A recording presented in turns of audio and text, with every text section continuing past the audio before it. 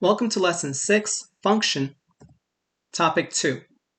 In this particular video, we're going to explore how to use functions in conjunction with Circuit Playground Express.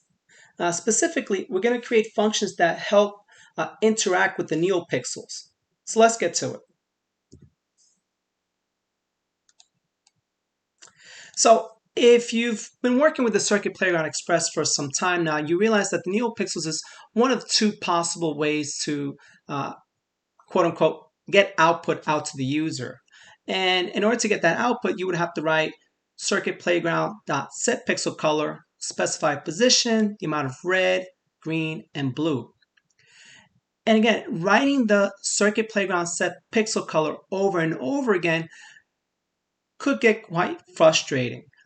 So here's where creating a function to do this process for us can make our life easier.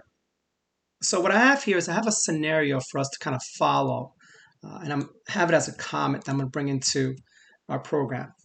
So what we want to do is we want to create a function color that accepts a position, the amount of red, green, and blue to turn that particular neopixel. So let's learn how we can read a scenario and then create the function from that scenario. So if you recall, the first thing you have to do is you have to specify a return type. Now, nowhere in this scenario do you see the word return, which means this function does not return a value. For functions that don't return a value, you put the word void. That is a valid data type. That signals that this function will not return a value. The next thing that we have to specify is the name of the function. So it says right here, let's create a function color that, and let me just put the rest of this in here. That's just the syntax of a function, which is the parentheses and the curly bracket. Okay, remember, the curly bracket identifies the block of instructions that are going to be part of that process when this function gets called. But I want to focus back to the scenario. You see the word accepts. That means that this function needs some information. And the first thing it needs is a position. So we're going to write position here. Actually, let me just use P. Okay. But if you recall, when you create these variables, you also have to specify a data type. So we're going to say that the position is an integer. The next thing that the scenario says that it accepts is the amount of red. So we're going to put the variable red here. But if you recall, every parameter, every variable in a function needs to be declared. Now again, I'd rather call these parameters. These are variables, but when they're used in this particular section, they're referred to as parameters.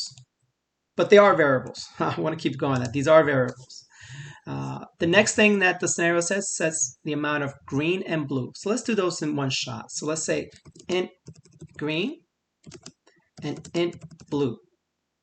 So these four variables are pieces of information the function needs in order to do its job. So what is the process? Well, the process was this. This is what we're trying to replicate in our process. So let's take this out of here and let's put it in here. Because in the end, this has to be the command that gets ran. It's just a matter of we'll never have to do this again because we're going to create a function for it. So what position do we want? Well, we want the position that has been fed to us through the parameters. So I'm going to put P here. How much red? Well, the amount of red that was given to us. Same thing with the green and the blue. If at this point you're feeling a little uncomfortable because you don't see numbers attached to the circuit playground set pixel color or to these variables that are in the parameters, that's okay. That's understandable. All this is doing is defining the function. It's going to make more sense when we go inside the loop and actually call the function. So let's do this. Let's color this neopixel, the first neopixel, pixel 0, to 255, 0, 0. And let's go ahead and run this. I'll pull up my camera too.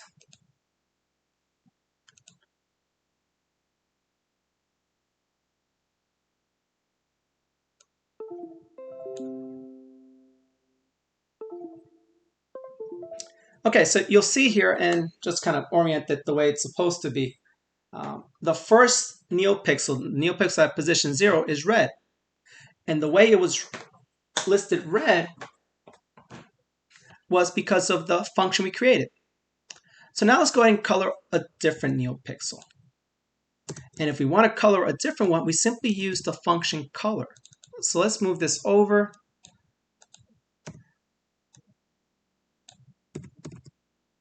And while we're here, might as well do a couple more.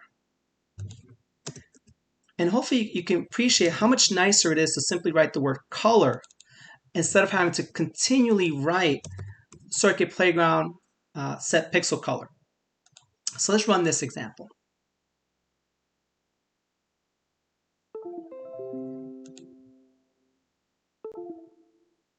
And there you go, you got the red, green, and blue. So let's try this again with something else. So another common thing we would do with the neopixels is to color all the neopixels. So I have a scenario here for that. Let's add that to our program. So we want to create a function color all that accepts the amount of red, green, and blue to turn all the neopixels. So similarly, you don't see the word return anywhere in here. That's because this function wasn't meant to return any values. And that's what you're going to see in the examples we have for this particular video, is that none of the functions are returning values. That's okay. This is to get you comfortable with the idea that for functions that don't return a value, you type in the word void. After the return data type, which in this case it's void, we got to specify the name of the function. So the name of the function is color all. Let me put the syntax that we need, which is the parentheses for possible parameters and the curly brackets to identify the block of instructions to execute when someone calls the color all function. Now let's go back to the scenario. Here it says it accepts the amount of red, green, and blue. So notice it's only asking for 3 pieces of information. It's not asking for the position because guess what? We're coloring all the neopixels, so there's no need to specify position. We're doing them all. So let's do the same thing we did up top. And at this point, I'm going to shorten it up a little bit to int R, int G, and int B. Now, we've done this process before in previous videos. If we wanted to color all the neopixels, a for loop would be great for this. So let's add that. So let's say for int I equals 0, I less than 10, and then we do I plus plus. Put our curly brackets in to identify the block of instructions to run for the for loop. And now we have to put our process inside the for loop. Now what I want to do here is I want to take advantage of the fact that we already have a function called color.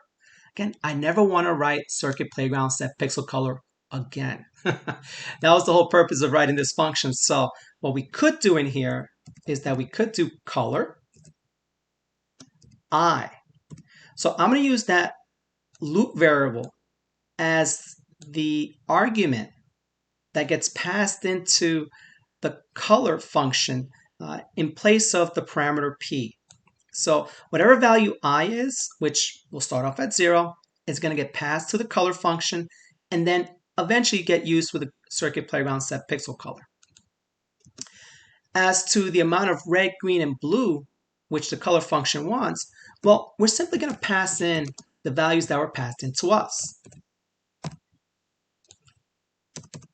So there we go. So the color all function accepts the amount of red, green, and blue, and in turn, it uses a for loop to call the color function, which then specifies the position and the amount of red, green, and blue that was passed into us. So let's try this out. So I'm going to replace this code with color all. And let's say we want to do, let's do white first. And then we'll do a small delay, just to have a little fun with this. And let's say delay of 500, half a second. And now let's call color all again, but this time let's do it with just red.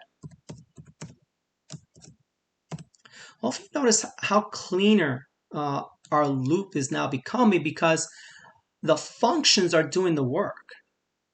Again, one thing to remember is that you can't get away from ultimately doing a for loop or ultimately doing the circuit playground set pixel color. But by organizing it into functions, your main program becomes easier to read, focuses more on the algorithm of the program rather than the actual mechanics of how to do something. So let's go ahead and upload this. Let's try it out. And what we should be getting is blinking white and red lights. And there you go. Again, these are things that you may have tackled already using the for loops and a bunch of other code inside the void loop. All we're doing now is that we're moving some of that logic into functions. All right, so let's try one more thing, one more function to try.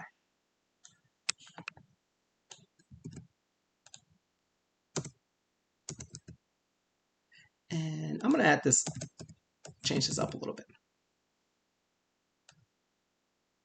Actually, let's do it like this. We'll be fine like that. All right, so let's create a function color that accepts a position and the name of a color to turn that particular neopixel. So one thing that you're seeing a little bit different here is that it's not asking for the amount of red, green, and blue. It's actually asking for the name of a color. So let's give this a try. So we're going to do void. Again, there's no return in the scenario, which means we're not returning anything. We're going to call the function color the same name as the first one. We can do that, and I'm going to explain to you why. It still wants a position, but this time it wants a. I'll just see. Now it wants a color. Right.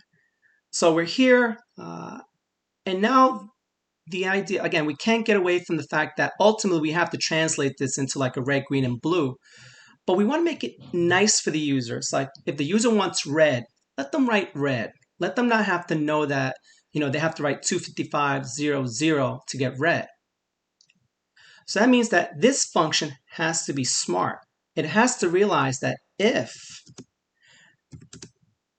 the word red got passed into us, that means we're going to color the position. We're going to color the neopixel at position P 255, 0, 0.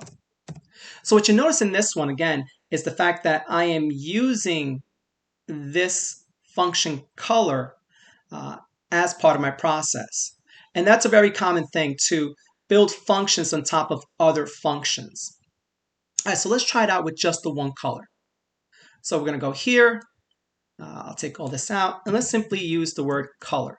And let's color the first position. Actually, we'll color position 1. And we're going to color red. So notice the difference in the way this is being used. It's a position followed by a color.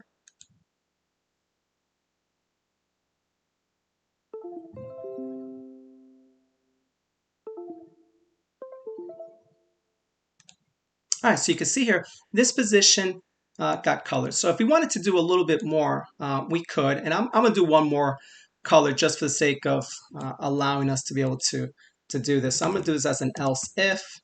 And let's say the person decided they wanted green. I'll be smart enough to be able to put 255 here, 0 here. And you know what? Since we're here, it doesn't take us too much. Let's do blue as well. And again, this is all in order to allow us to specify the name of a color in addition to position. So let's copy these a couple of times. And we'll say 0 gets this one gets green, 2 gets blue, and let's say 3 gets blue as well. Actually, we'll just bring it back around. Green. And then 4 gets red again. All right, so let's upload this.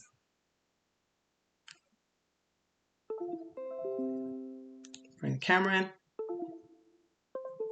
And you can see here we got the red, we got the green, we got the blue, we got the green, we got the red. And the way this was accomplished was because we specified the position and the actual name of a color. Now, the Circuit Playground Express doesn't understand the word red, but our function that we created is smart enough to see that if the string that got passed into us was the word red, then we're going to call the color function that we created earlier with the appropriate values in order to make that particular neopixel red. Now, notice how this function and this function have the exact same name. This is a concept called overloading. Now, the computer does not get confused, and here's the reason why. The way we passed our values, it was an integer and a string. It is smart enough to know that, okay, if you're using the color function and you're passing me an integer and a string, that means you want to use this version of the color function. If you want, and I'll just show you with this one, all in one example. So let's say we color position 5 to 255, 255, 255.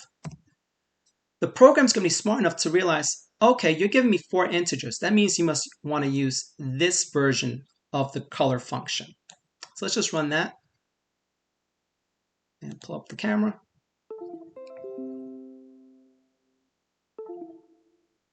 And you can see here the last one was white. So these are just some examples of ways that we can use a function to make our lives easier. You can see here that functions can build off each other. So this became almost the base function, where the other two functions now added more functionality to it. This one allowed us to specify the color as a word, and this one simply allowed us to turn all the neopixels that particular color. So let's go back to our presentation and let's review what we've done. So in Lesson 6 functions, we had a chance to actually play with functions to interact with the neopixels.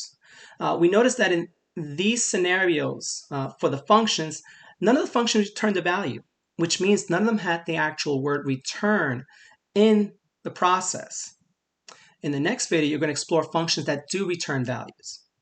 So hopefully you're excited that you could definitely make your code more readable, more usable, and friendlier to write. So I hope you enjoy.